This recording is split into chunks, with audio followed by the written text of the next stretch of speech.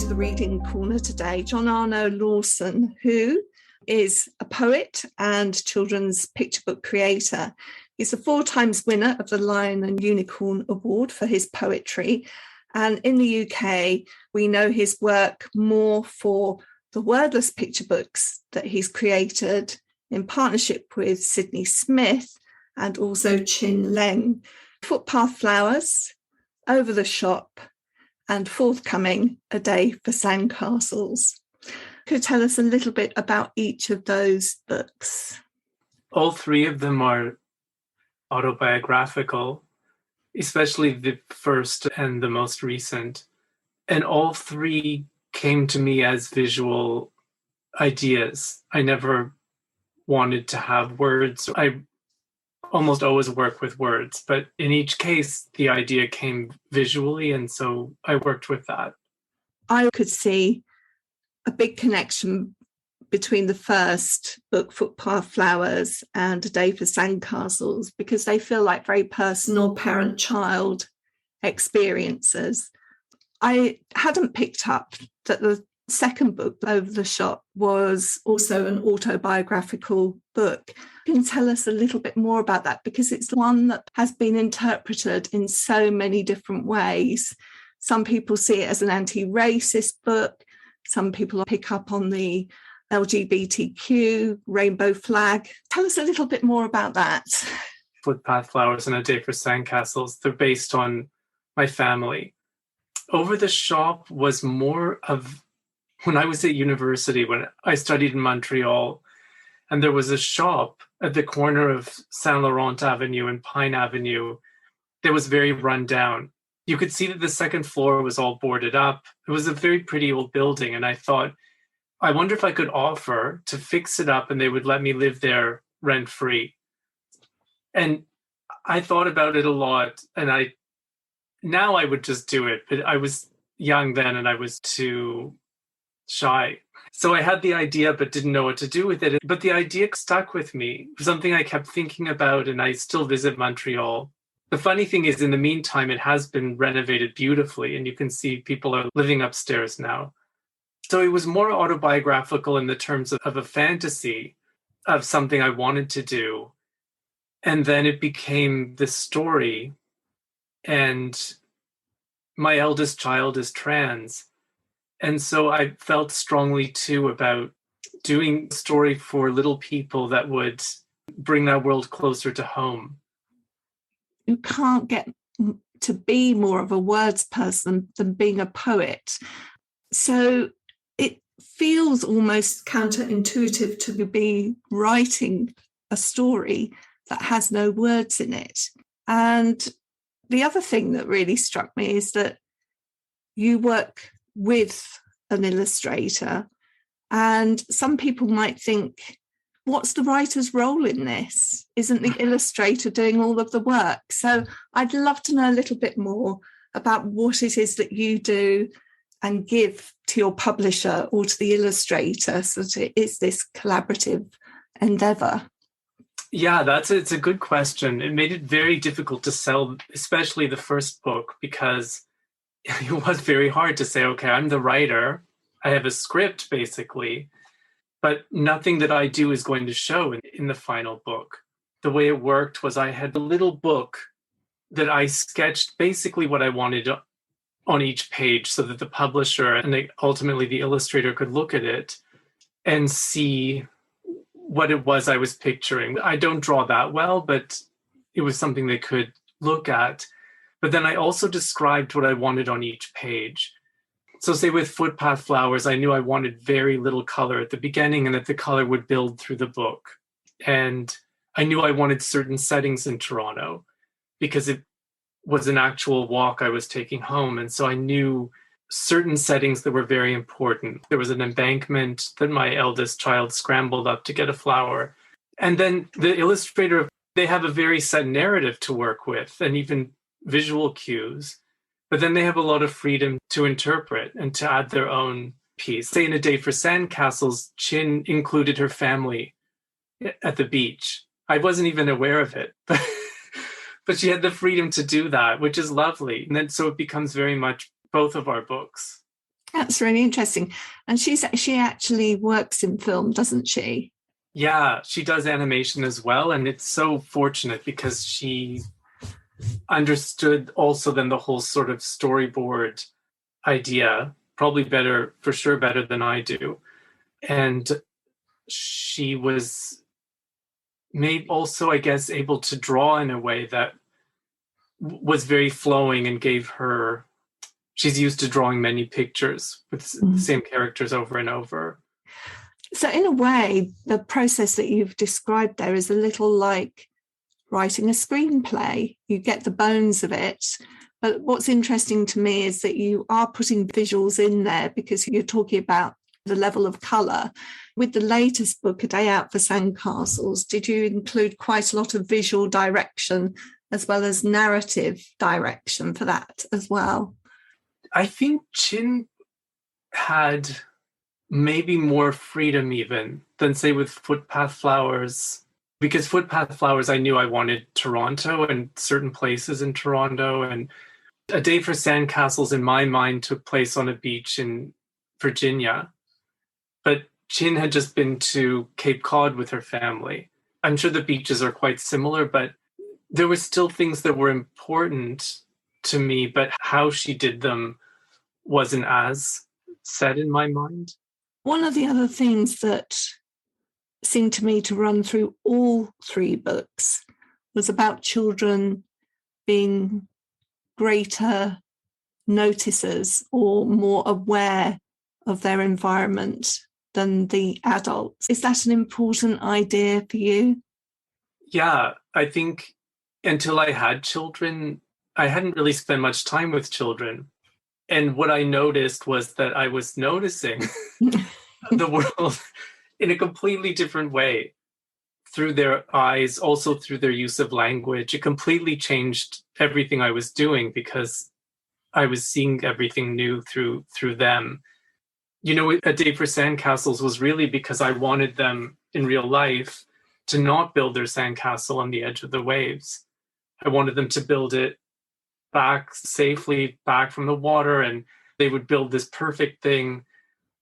I couldn't understand why were they doing it right in this place where the waves kept hitting it. But it's that kind of thing, and that's symbolic. That's actually more like real life, where you're constantly trying to rebuild and you don't know what the day is going to bring. And so it has been that sort of thing as a parent. Now my youngest is 13. I don't know what I'm going to do for ideas. I'm going to have to maybe start writing for adults. I don't know. Are you still writing poetry alongside the wordless books?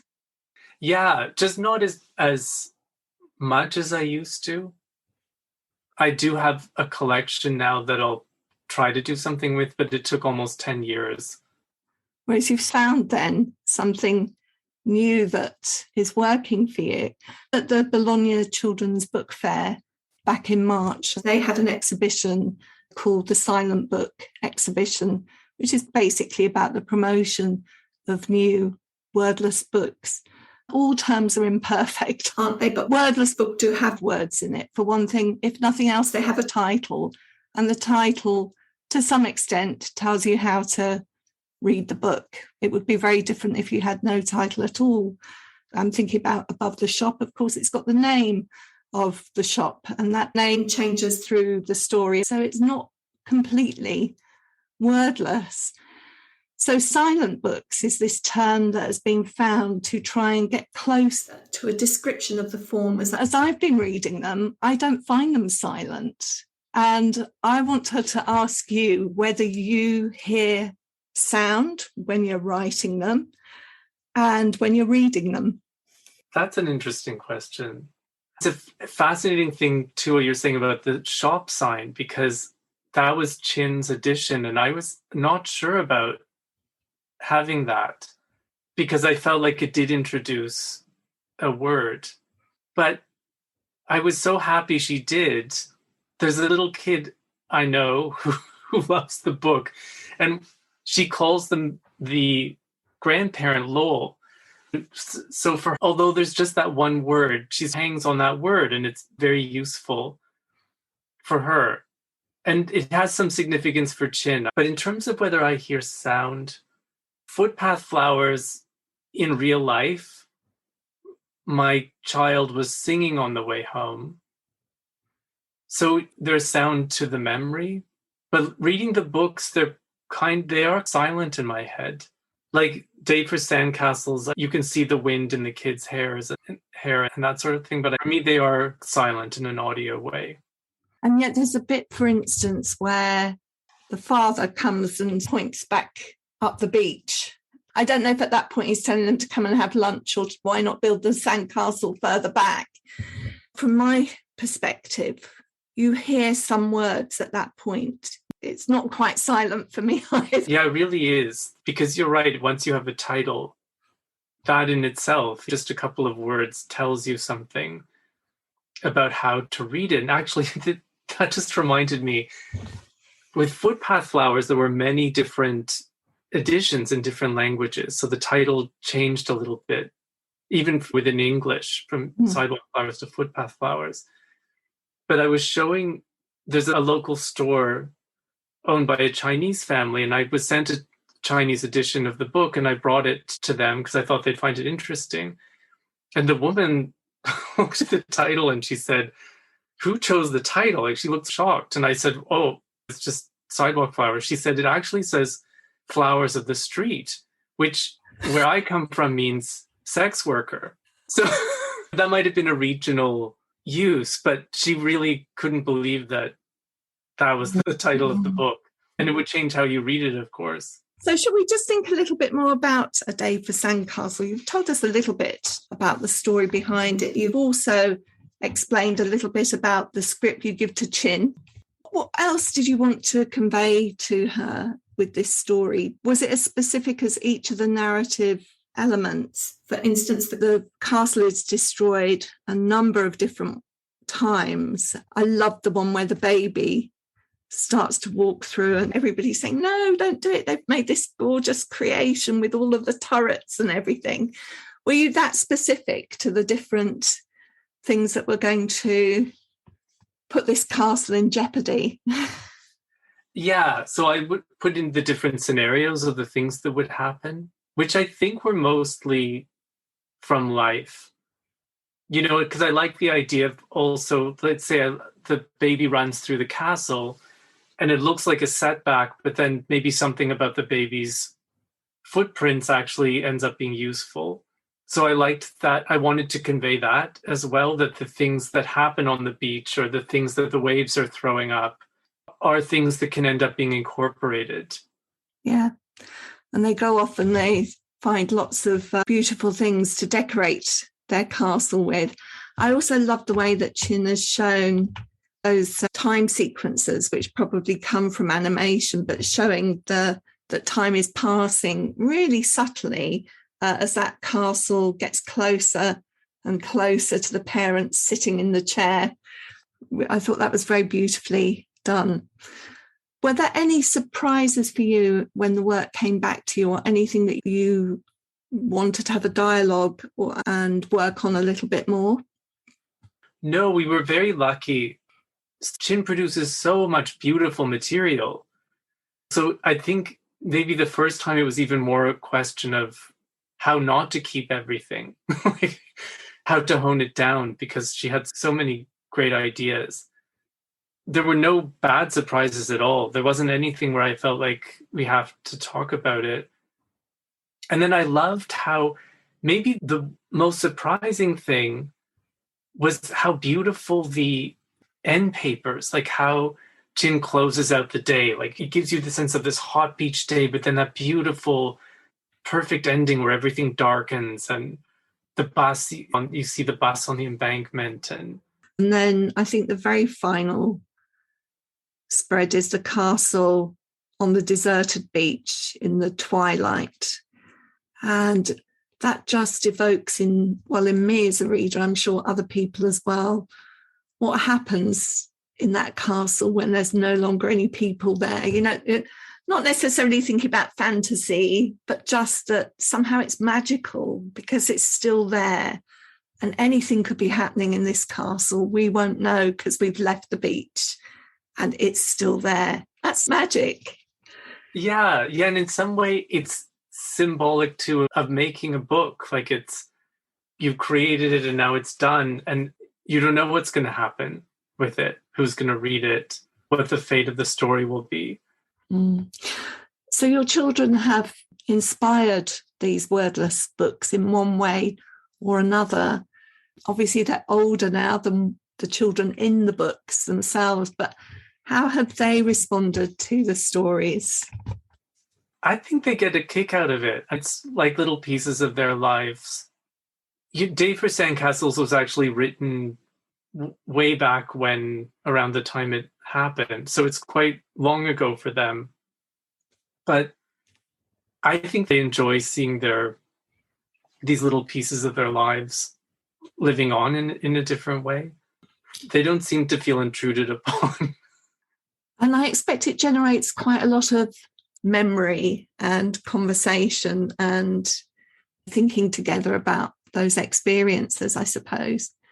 I know that's a sort of obvious thing to say, but in my head, I suppose I'm reaching for the idea that, again, the book isn't ever silent the minute you have somebody reading it. This was so true too in terms of presenting the books, because I never gave it a thought when I first wrote a silent book. How am I going to use it? I was used to doing these workshops, presentations that were all word-based. And then when I realized I'm going to have to go out and do something like this, I didn't know what to expect or what to do. But it was much easier. And as you say, it's actually then very word-based. You know, what you end up doing with kids with this, even telling them this is where it comes from in my life, but what do you see happening here? It's actually fantastic for verbal, I don't know what you would call it, verbal literacy. Or it's funny, there was another book I did that was supposed to be wordless called Over the Rooftops Under the Moon. And Claudia Bedrick, the publisher, very late in the process, said she decided she wanted it to have words.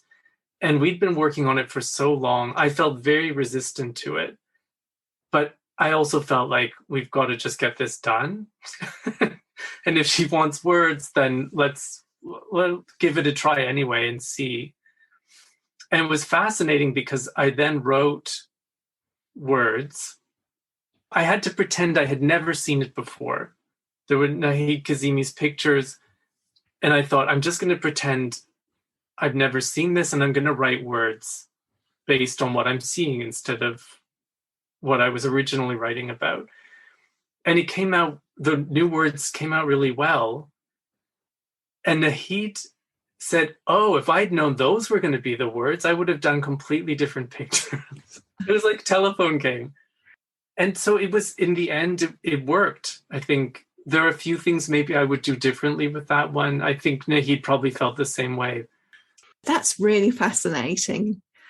I wonder what she meant by would have done them differently. I know Nahid also produces a lot of materials. Yeah, I don't know. The process, that's the funny thing. It could have gone on and on. She could have done another set of pictures and I would have said, oh, those are the words I would have put for those pictures.